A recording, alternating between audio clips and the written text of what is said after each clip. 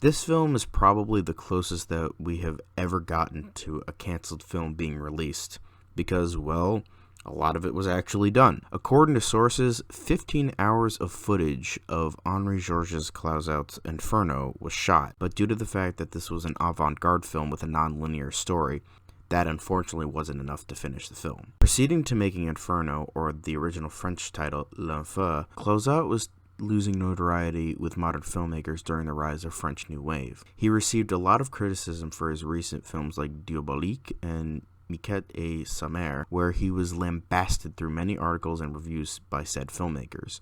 Clouzot took the criticism to heart and said his recent films weren't interesting anymore.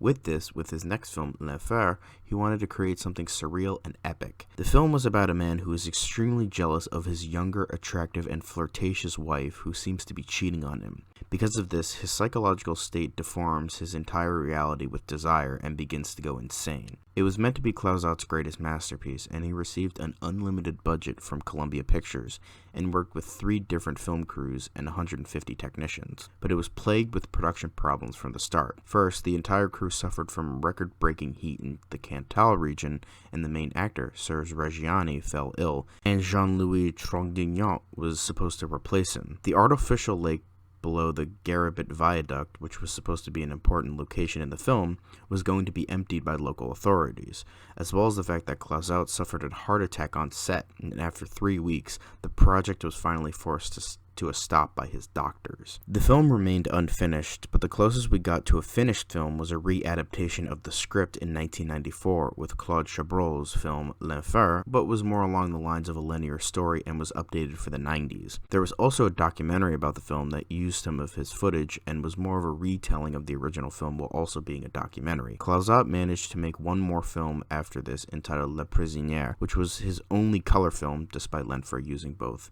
black and white and color. 9 years after the film, and despite many attempts at making another film, his health caught up with him and Clouzot passed away in 1977. The fact that he was so close to completing this is saddening.